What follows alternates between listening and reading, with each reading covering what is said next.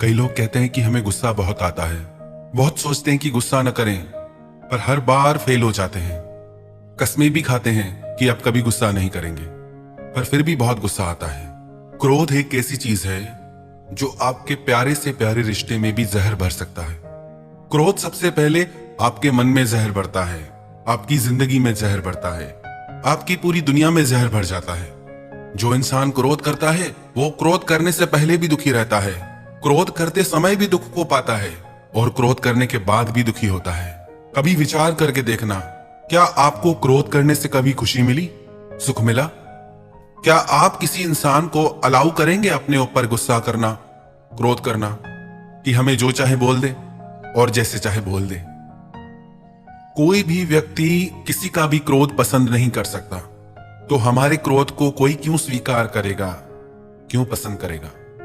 एक व्यक्ति गुरुजी के पास गया और गुरुजी को जाके बोला, गुरुजी मुझे बहुत क्रोध आता है और उस क्रोध की वजह से मेरे घर में सब मुझसे खफा रहते हैं और उस क्रोध की वजह से मुझे भी ग्लानि और पश्चाताप रहता है। मैं लोगों से नजरें नहीं मिला पाता, ऐसे ऐसे शब्द क्रोध में कह जाता हूं कि जिनको बाद में लौटाया नहीं जा सकता। याद रखना आप भी एक बात, जो भी शब्द आप क्रोध में आके कह जाते हैं, हो सकता है कि आपको उनकी माफी मिल जाए, पर लोग उन शब्दों को भूलते नहीं। तो याद रखना, जो भी आप क्रोध में शब्द कहेंगे, उन शब्दों का सामना आपको भी जिंदगी भर करना पड़ेगा। तो उसने गुरुजी से कहा कि मैं परेशान हो गया हूं, बहुत कोशिश करता हूं, पर गुस्से की आदत छूटती ही नहीं।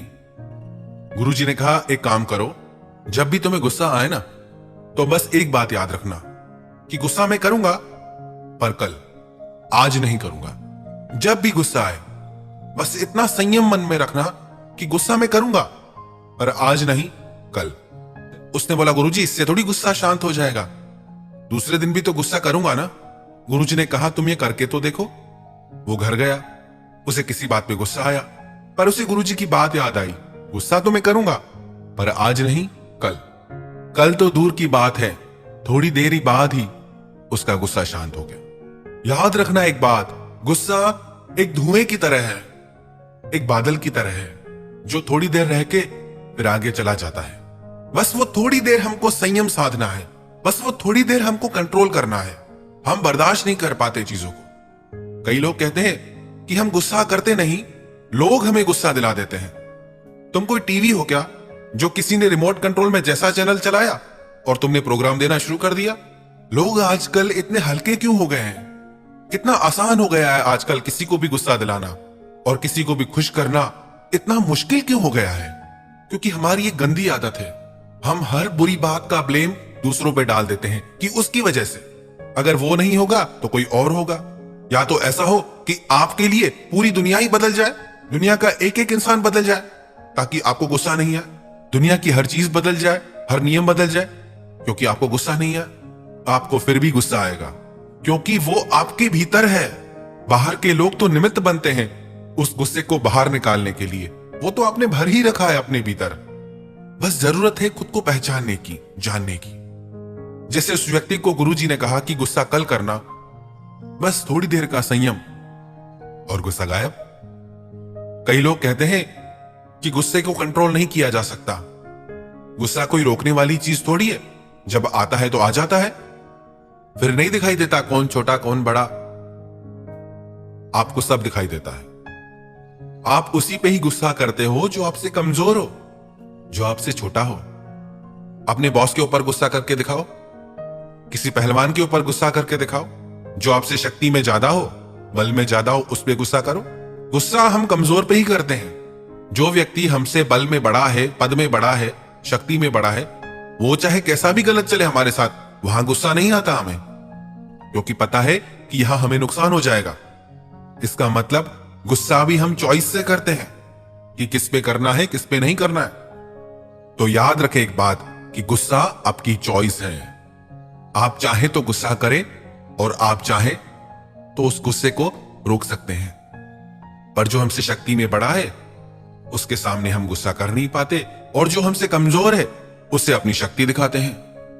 कुछ बातें तो हमने ऐसी भी सुनी है कि गुस्से में आके कई लोग हिंसा भी करते हैं। कई पति लोग अपनी पत्नियों पे हाथ उठाते हैं। कितनी गलत बात है।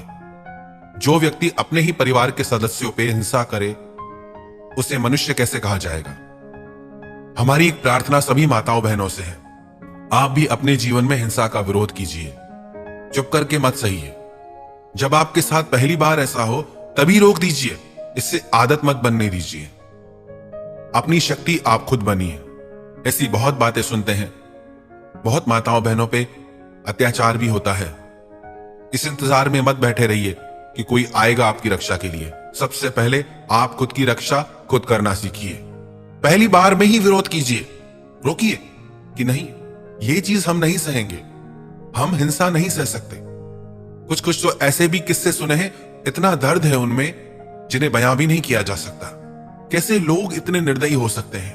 तो आप इस चीज का विरोध कीजिए, इसे सही मत। क्रोध एक ऐसी अग्नि है जो सिर्फ क्रोध करने वाले को नहीं, उसकी पूरी दुनिया को जला डालती है, उसके पूरे परिवार को जला डालती है।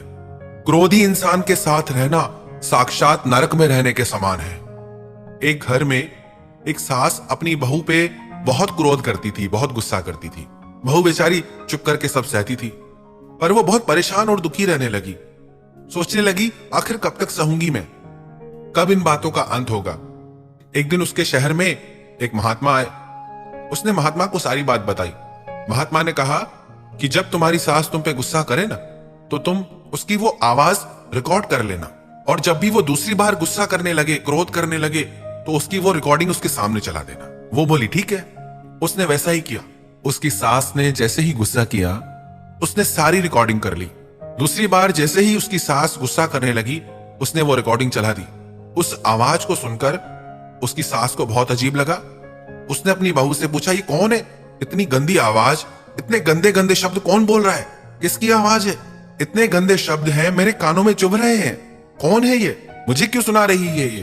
उसकी बहू ने बोला कि ये आपकी आवाज है और ये सारे शब्द भी आपके हैं। जब उसकी सास ने वो पूरी रिकॉर्डिंग सुनी, उससे बड़ा अफसोस हुआ कि इतनी गंदी आवाज, इतने बुरे शब्द मेरे मुंह से निकलते हैं। उस दिन उसे अपनी गलती का एहसास हुआ। रिश्ता चाहे कोई भी हो, सास बहू का, पति पत्नी का, पर जहां क्रोध आ जाता है वहां खटास आ जाती है, वहां लोग खुश नहीं रह पाते। कई लोग कहते हैं फिर तो हम किसी को कुछ कहें ही नहीं, जिसको जैसे मर्जी करने दे, बच्चों को भी कहना छोड़ दे। नहीं, परमात्मा ने आपको विवेक दिया है। बातों को समझें कि कौन सी बात किस विषय में की जा रही है। ये बात खास करके उन लोगों के लिए है जिनके जीवन में क्रोध की वजह से जहर भर गया है। यदि आपके बच्चे गलत रास्ते पे जाते हैं तो आपका फर्ज है उन्हें समझाना। किसी की भलाई के लिए थोड़ा ऊपर से गुस्सा दिखाने में कोई बुराई नहीं है। गुस्सा और क्रोध ये दोनों अलग चीजें हैं। आपने गुस्सा किया, उस टाइम बात बोली, वहीं बात पूरी हो गई। क्रोध एक ऐसी अग्नि है, आप पहले भी जलते हैं, क्रोध करते टाइम भी चलते हैं और बाद में भी जलते रहते हैं। वही बातें आपके मन में चलती रहती हैं, तो उन बातों को सुधारना है। यदि आपको अपने लिए, अपने परिवार की भलाई के लिए कभी थोड़ा बहुत गुस्सा करना पड़ा, बोलना पड़ा, तो कोई बात नहीं, बात बोल दी, बात खत्म। पर उन बातों को दिल में बिठा के मत रखिए, उसको क्रोध की अग्नि मत बनाइए। बातें बोल के आगे बढ़ जाइए। न आप किसी का क्रोध सह सकते हैं, न कोई आपका क्रोध सहना पसंद करेगा। तो क्यों आपने इस जहर को अपनी जिंदगी में पाल रखा है? और जितना इस बीमारी को पालेंगे ये उतना बढ़ती जाएगी। फिर आप खुद का भी दिल दुखाएंगे, अपने परिवार वालों का भी दिल दुखाएंगे, खुद की नजरों से भी गिर जाएंगे और सबकी नजरों से भी गिर जाएंगे। तो छोड़िए इस बीमारी को। जब भी गुस्सा आए ना, तो याद रखना ये बात कि आज नहीं कल करेंगे। बस वो थोड़ी देर का संयम आपके मन से उस क्रोध की अग्नि को शांत कर देगा। थोड़ा तो संयम रखना सीखिए, थोड़ा तो अपने जीवन को संवारना सीखिए।